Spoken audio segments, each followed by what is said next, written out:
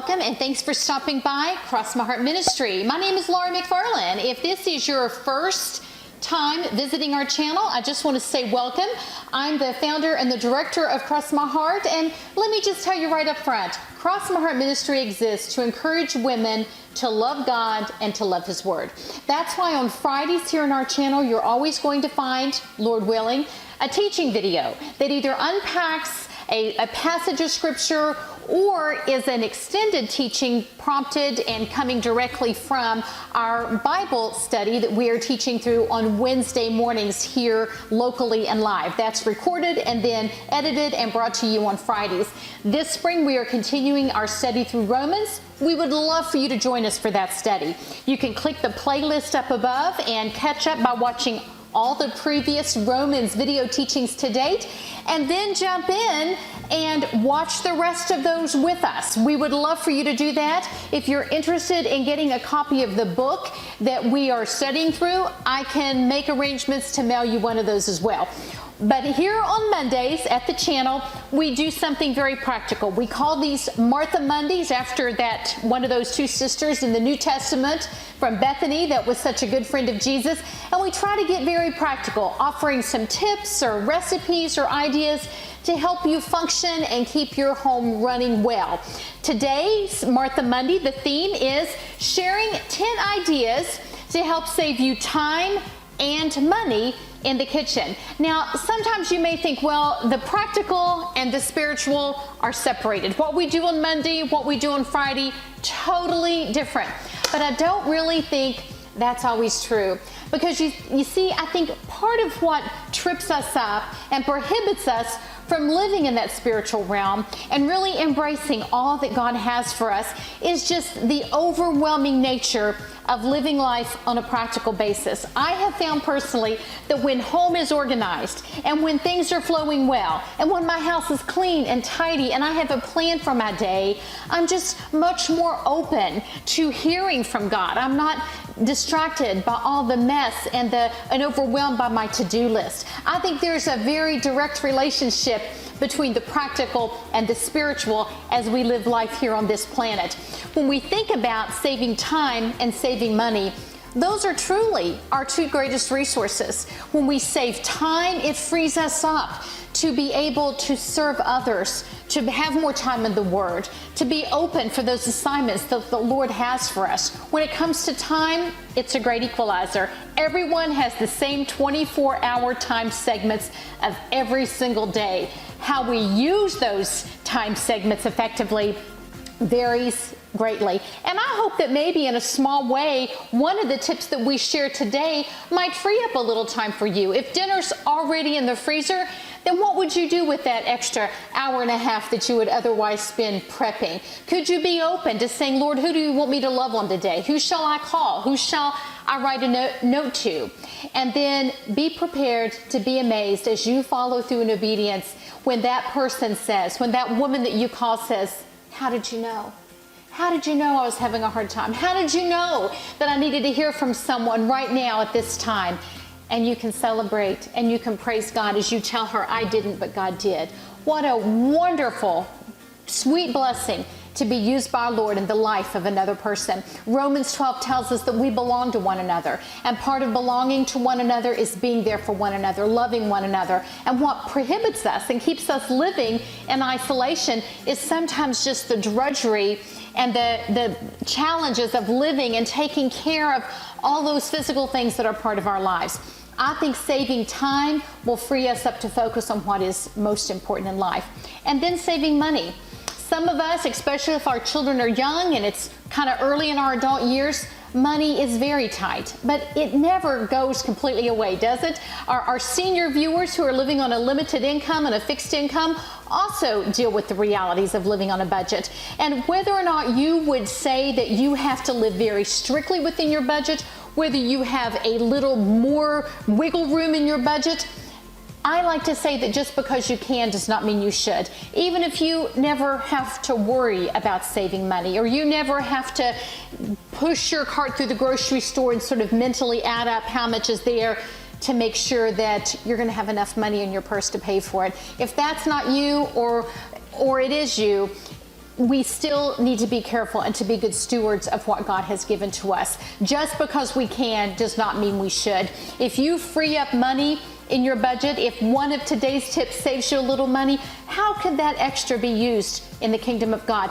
What would that do for a missionary on the field? How could that be used to help your church pay off some debt? How could you use that to bless someone in your family or in your neighborhood who is maybe going through a challenging time and would just be blessed by getting an anonymous gift card in the mail? We just never know how that little extra that seems not much to us could bless someone profoundly. So if you incorporate one of these tips and it saves you time or it saves you money, would you prayerfully ask the Lord, how can I leverage that savings to bless another person? Leverage my time, release the time that I've saved, or release the money that I've saved to bless another person?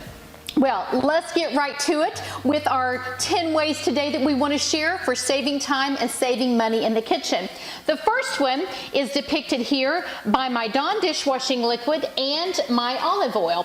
And the idea here is to buy in bulk and then to use smaller containers to parcel it out. I not only save a little money by buying my olive oil in quantity at Sam's Club, but I also then don't have to get this out of my counter, pull it in and out each time I use it. Having it in this container means that it kind of looks pretty on my counter. I don't want to have this or even a smaller version of this sitting out to look at. But I don't mind having this sit on my counter. It looks fine. And same for the Dawn dishwashing liquid. I don't want to have a large or small container on my counter, but I don't object to having this sitting by my kitchen sink. So I save money by buying in bulk, and then I've invested in these containers so that they look pretty sitting out. You can extrapolate and apply this to buying flour or sugar or oats or anything else that is in bulk, and then figure out a way to store it so that it is accessible. Now, speaking of the olive oil sitting out on the counter, my daughter-in-law's mother, my sweet friend Kara, gave us this pretty tray a few years ago when they came to visit. I think we were spending Christmas Eve together.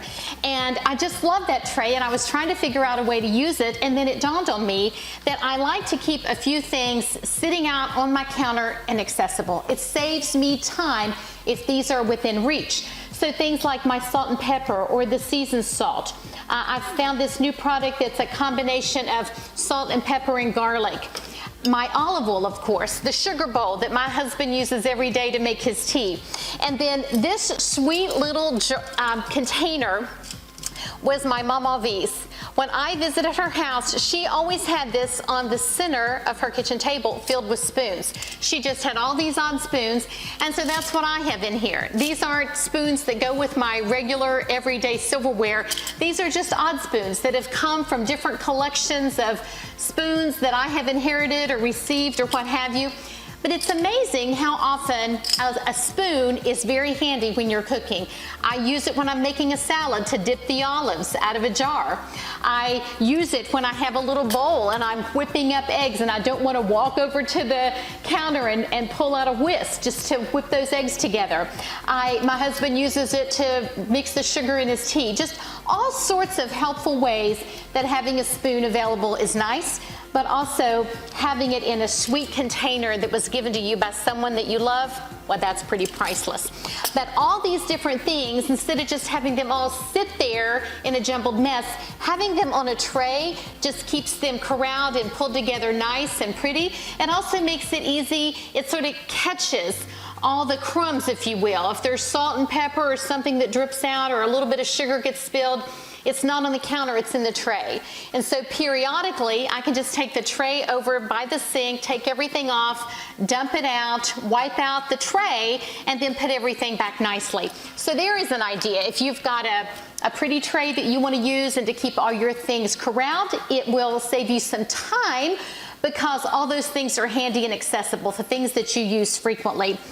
Okay, this idea is for when you use peanut butter. So during the holidays or Valentine's Day or whenever, if you have children, you may like to make peanut butter cookies for your children. And part of the problem, anytime you bake using peanut butter and you have to measure it, the problem is getting it into the container and then getting it out because it's just so sticky, it's hard to get out. So what I like to do, now I usually use a dry measuring cup, but I'm using this more liquid measuring cup so it's clear and you can see it. I have rinsed this out with water before I began, and I hope it hasn't all evaporated. It looks like there's still some water in there. If you rinse it with water first and then you measure in all of your peanut butter, it's going to not stick. You're not going to sit there and just keep working and working to get it all out. So I put my peanut butter in, you can see, and then when I get ready to take it out, it just comes out so much easier. Something about the water just doesn't allow the peanut butter to totally stick to the sides of the container or the measuring cup. So using that little tip when you measure out peanut butter will save you some time when you're mixing up peanut butter cookies to bake for your family. Okay, the next one is when you're making lasagna. Now, this particular box says oven-ready lasagna. Long before lasagna noodles were packaged with a label that said oven-ready lasagna, I learned from my mama, Carol Lee taught me that you never have to boil lasagna noodles before you make lasagna. It doesn't matter if the package says oven ready or not.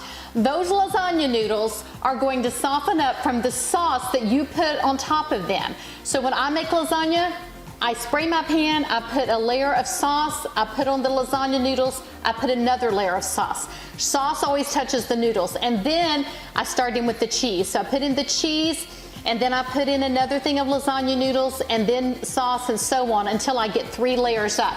But the sauce on that noodle is going to soften it up. You never need to go to that extra time and bother of boiling the noodles. So save yourself that time and don't bother boiling the noodles. Next, I have a couple of packages of napkins here, and these are just to illustrate the point that if you shop on sale or buy when it's on clearance, instead of waiting until you need it, you will always save money. And I'm using these as an example. I love having colorful napkins for each of the holidays. These napkins came from Walmart. They were a summer napkin. Because they're red and white check, they work for the 4th of July, they work for Memorial Day, they work for Labor Day. They are pretty if you're setting a red, white, and blue table, or they're just a fun summer napkin.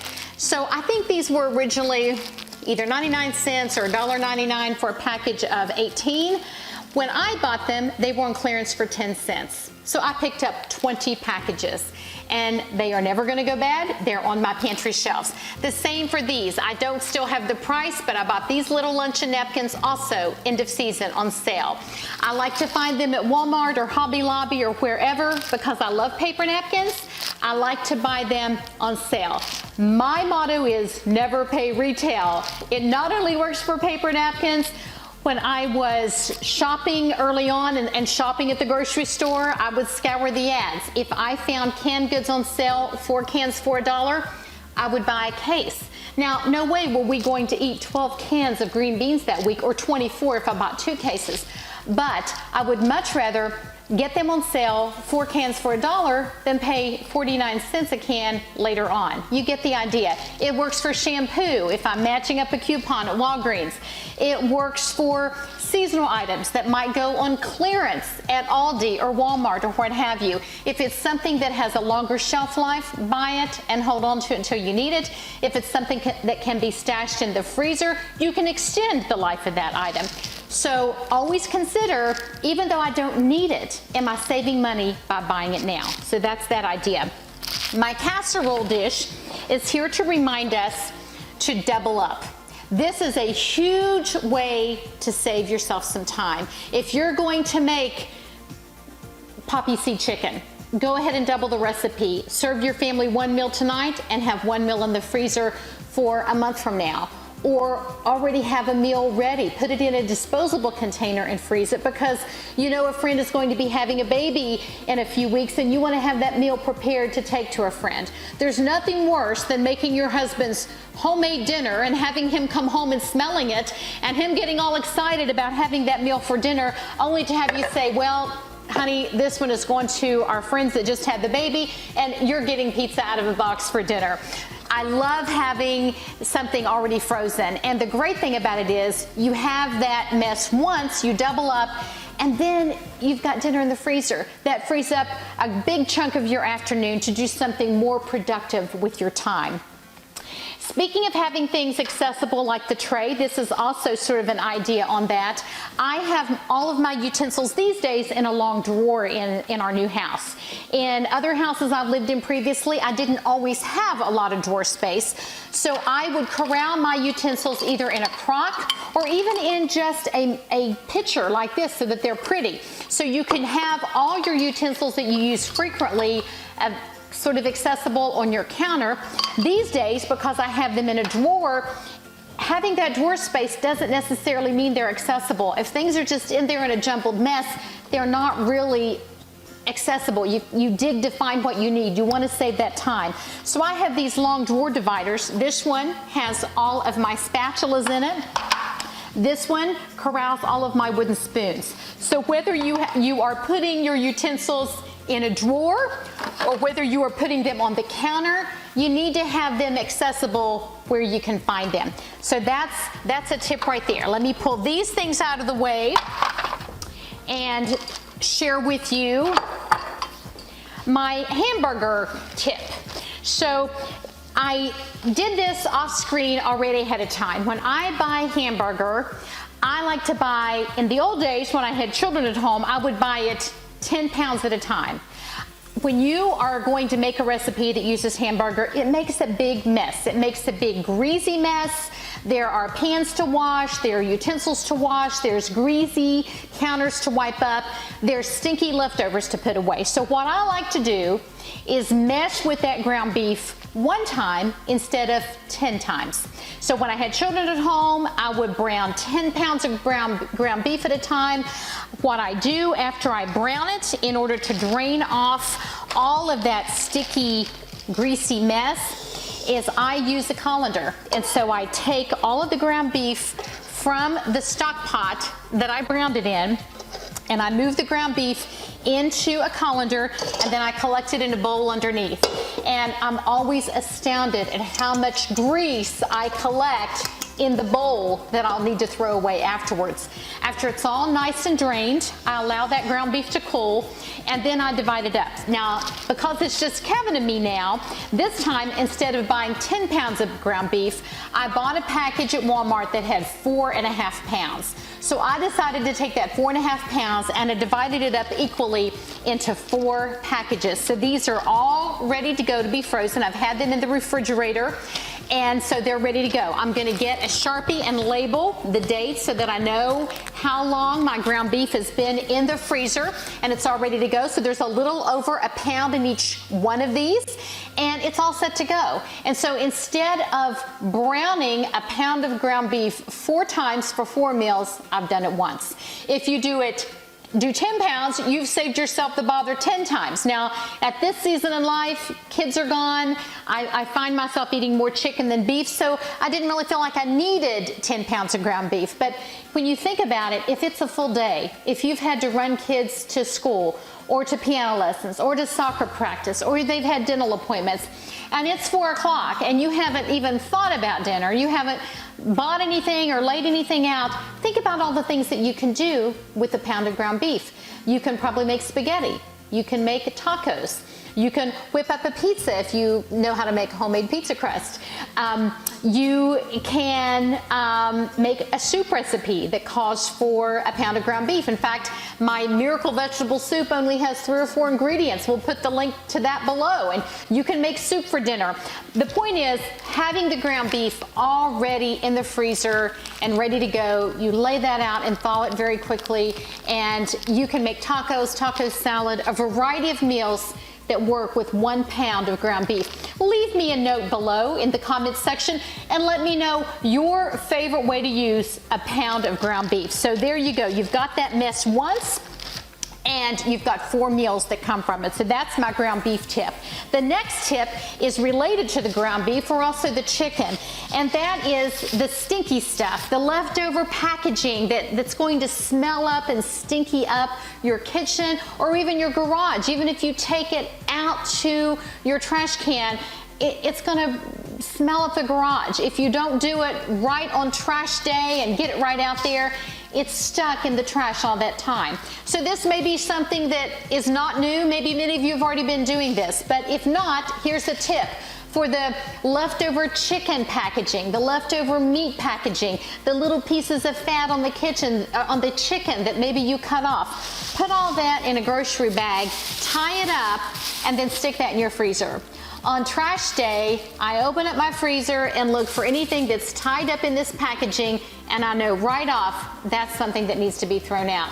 And so it's in the freezer, it's not stinking up my house, so that's another little tip. And then finally, my last little tip is to use some sort of a container to corral and to keep up with all of your giveaway containers. Now I have this on my pantry shelf. You could put this on the top shelf or off in a pantry someplace if you have one, or on a shelf in your laundry room. These aren't containers that you use for your own family. They aren't containers that you mind giving away. They might be containers that you were reusing. So this one had yogurt in it, so I washed that out and decided to keep that. I think a friend brought me soup in these 2 containers, or maybe we had carry-out soup from those. Glad makes these giveaway containers.